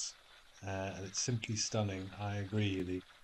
The bulk and the wrinkly skin of the elephants, the patterning of the zebra couple of wayward stripes on the eland, the patchwork quilt of the giraffe. It really is, as you say, a textural. Oh, I can't think of the right word, but lots and lots of stuff going on.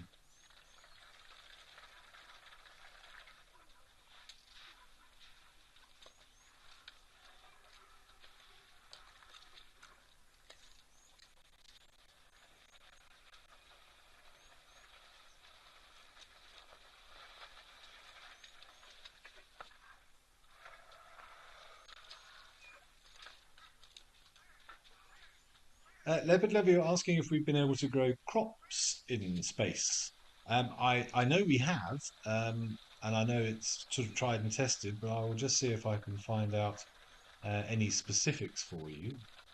Hold on a minute, I'm opening something now. Obviously, it's very important for, as I say, with potential space travel. If you're going to go out to Mars or even to the moon, you've got to have a sufficient amount of food, and there's only a finite amount of space in terms of room within a spaceship, and also weight, very important. I don't know I can't remember the specifics, but it's something ridiculous of, a kilogram is hundreds of thousands of dollars because of the additional fuel that is required to lift that kilogram off Earth. So anything we can not have to take with us saves an awful lot of money. Let me just double check here. Yeah, several types of plants have been grown on the International Space Station. Red romaine lettuce, radishes, wheat, barley, peas, zinnias, which is a flower we also have down here, mustard greens, a small flowering plant called an Arabidopsis, and chili peppers, apparently, in 2021 on the ISS. Lettuce was the first food grown and eaten in space by astronauts in 2015.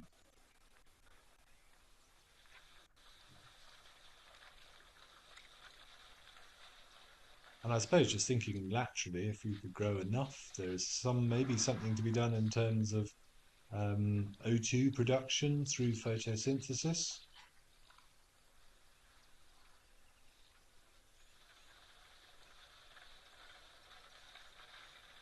And plants use sunlight, so why not take them closer to the sun?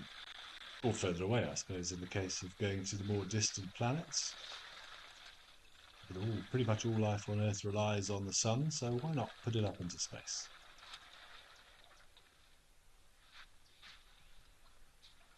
Lovely.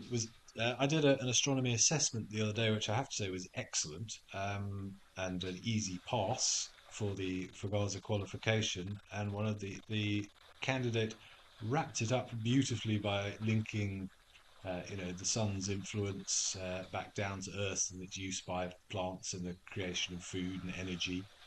One of the other things that he pointed out, which I thoroughly enjoyed, because I was asked a few days ago when I did my last live at the waterhole about how I ever thought about how animals will have evolved in the next million years and what might they look like. And I didn't really have an answer for that, but he made an excellent observation that mutation of cells, which drives evolution, is often caused by radiation from the sun. That solar radiation gets into the cells, it changes things, it manipulates things, and I just sort of love that as an idea that radiation, which we would generally consider a terrible thing, we spend fortunes developing radiation shielding and protecting ourselves from the sun, but actually the sun's energy and its radiation is one of the things that fuels evolution. And I thought that was a rather poignant and clever way to wrap things up. So if you're watching, Person ISS, very, very, very well done. I thoroughly enjoyed it.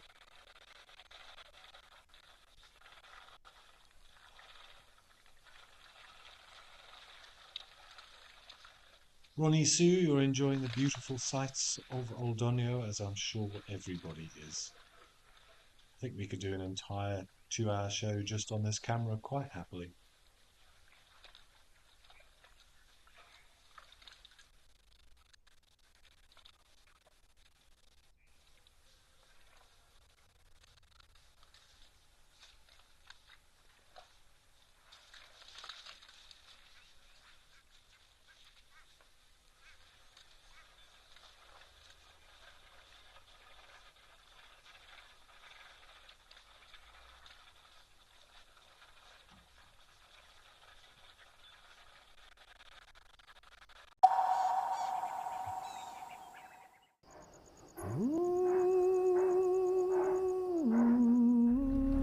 Now, this leopard that we're looking at is known by the name of Hlalamba.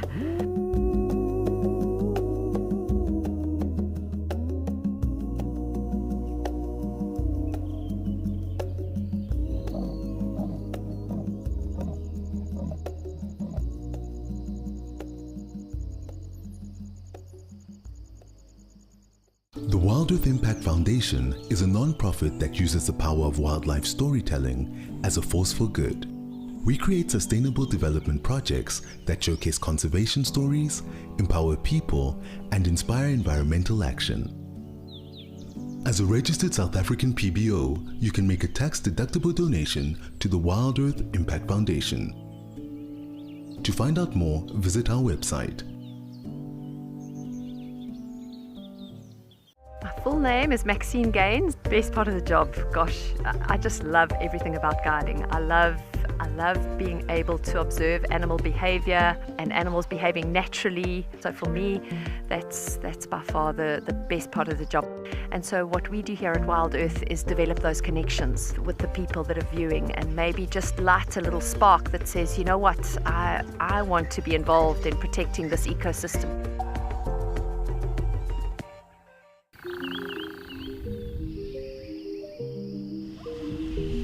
This is what they call a shambe, a family, a whole herd of elephants. But nature is beyond amazing. Nature is just everything. We'd love to hear from you. Questions, comments about biology, Africa, safari. She's using her tail like a monkey.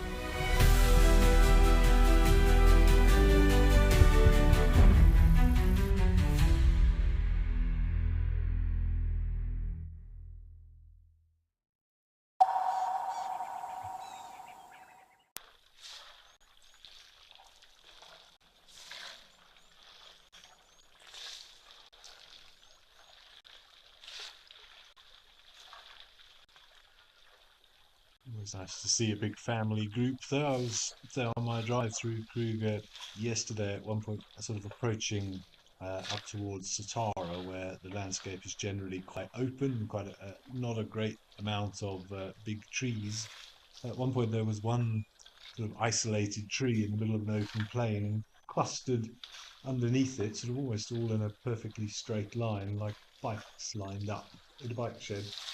There was probably about 10 elephants all lined up, one next to each other, sheltering in the shade. It's quite amusing to see them all clustered in one little spot in a great open plain. It looked rather unusual. But they were all sort of belly to belly, standing next to one another.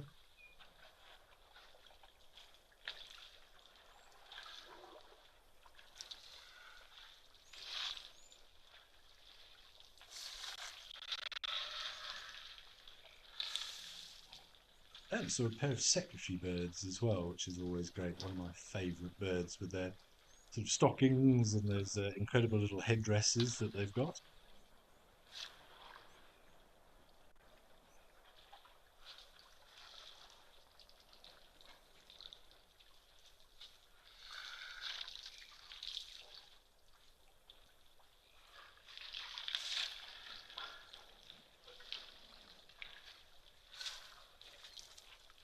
See the way that the tip of the trunk barely breaks the surface of the water, as we were saying earlier. So I assume to avoid any silt and other things that is building up on the lower parts of the water.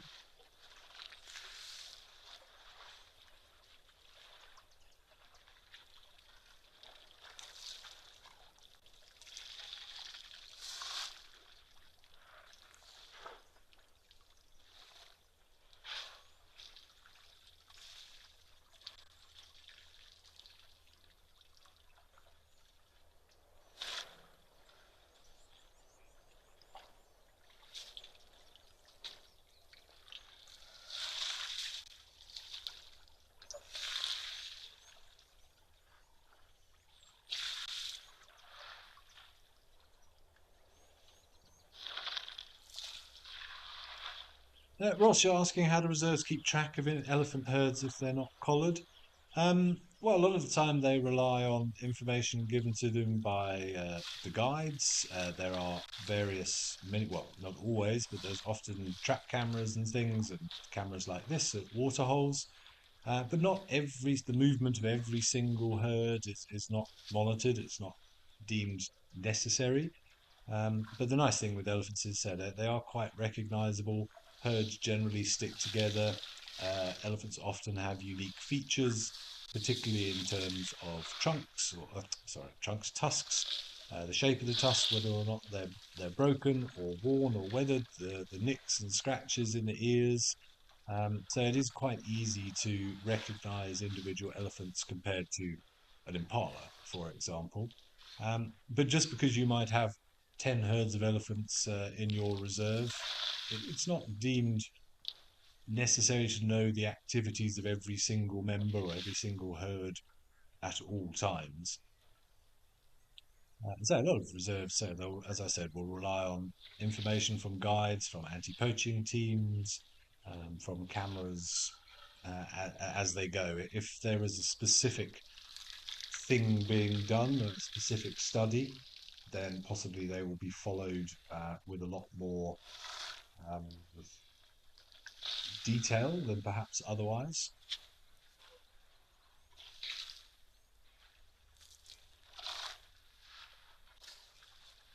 But it does become important if you're looking at things like vegetation surveys, knowing where the elephants are in general, regardless of which herd, then that also becomes important. They are, of course, well, they do, of course, eat an awful lot, and their movements will be dictated by resource availability.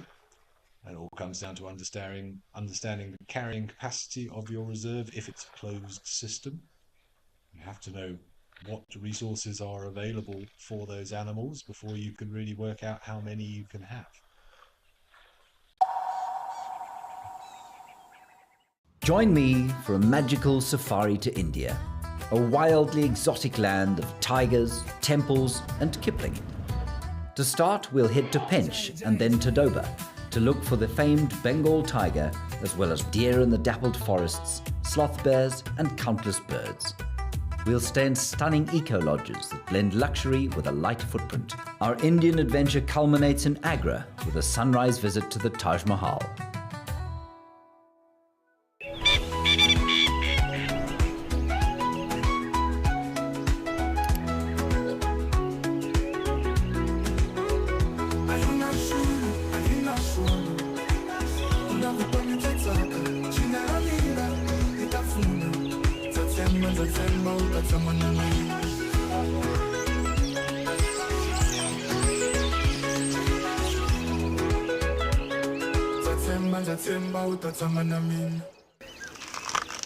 Would you like to know what an elephant's favorite food is? You could ask me questions like that in real time. Our safaris are live and interactive from the heart of Africa. Over here. Watch Safari Live and connect with nature.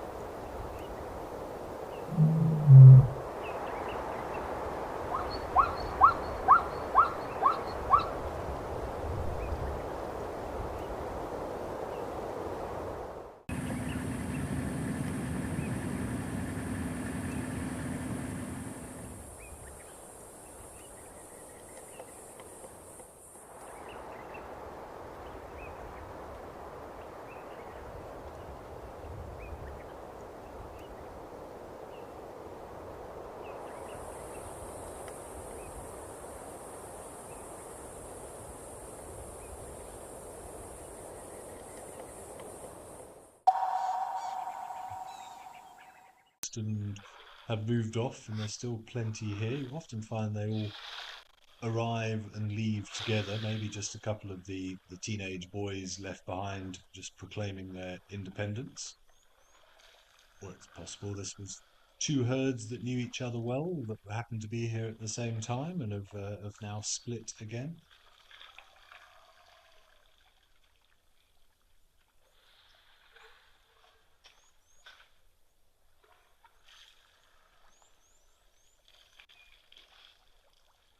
Look at the way the fingers of the trunks just extend and almost create like a suction cup.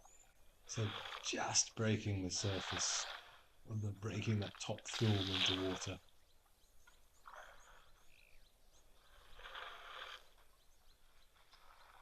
And then always nice to see that rhythmical contractions of all those thousands and thousands of muscles that make the trunk such a manipulatable organ, all sort of siphoning that water up the trunk.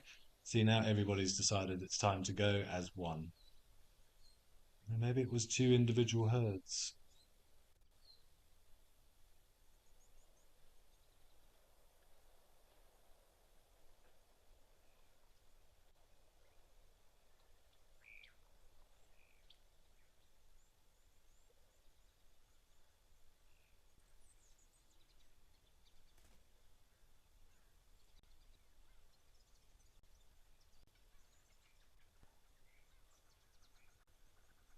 Oh, nice to see a breeding herd, but I think we are going to finish off the show, unless something amazing happens in the next few minutes. Back up at Old Donyo, plenty happening up there still.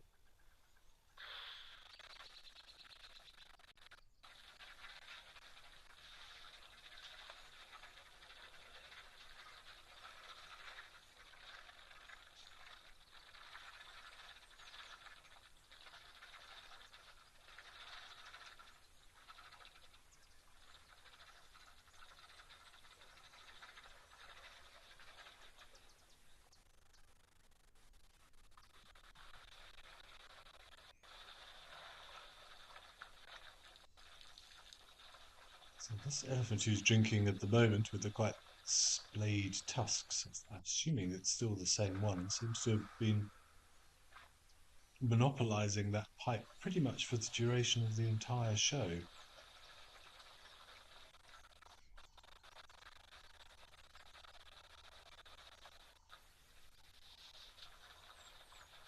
It does seem to be the way at Old Donyo. The males just sort of take up shop here and they remain here for hours on end sometimes. Normally I associate elephant drinking behaviour with what we just saw there at Nkoro.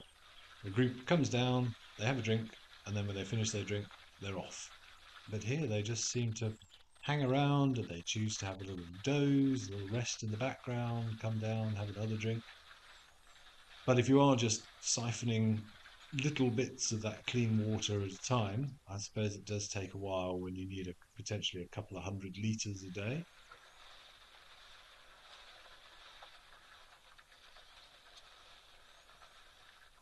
These two do seem to be sharing the pipe still. I'm finding that rather sweet.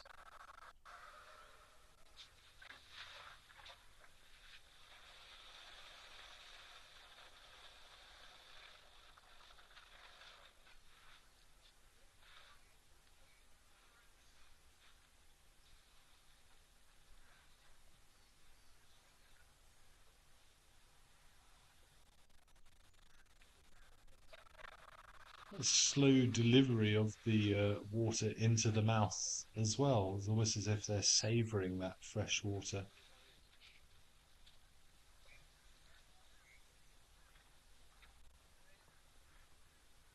Harriet Hodgkin, I'm glad you've enjoyed the show as well. Some, as I say, an interesting fact-filled time. Always try to make it so. And you'll see it's for the Sunset Bumble. Absolutely, not too long until we head out with the team. Ari, you're also heading off. We will see you on the Sunset Drive. And Paul, I'm glad that you also enjoyed the show, and I will pass on your thanks to everybody who makes it possible, and enjoy Wimbledon as well, and continue your multitasking.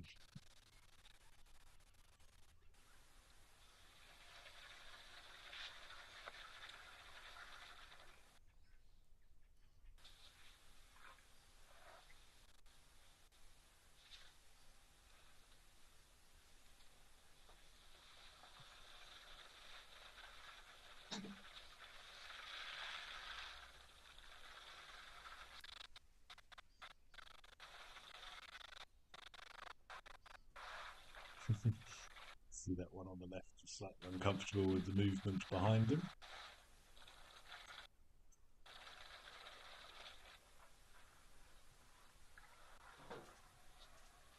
This one pushing his way in. He's also going to try his luck at that pipe. Getting nudged out of the way. No sharing. Already sharing with one. Get out. We're almost out of time, everybody, though. Thanks very much for joining us. I hope you've enjoyed the show as much as I have. Lots of interesting things. Particularly enjoyed that massive dazzle of zebra earlier. But have a wonderful Sunday, everybody, and I'll catch up with you all soon.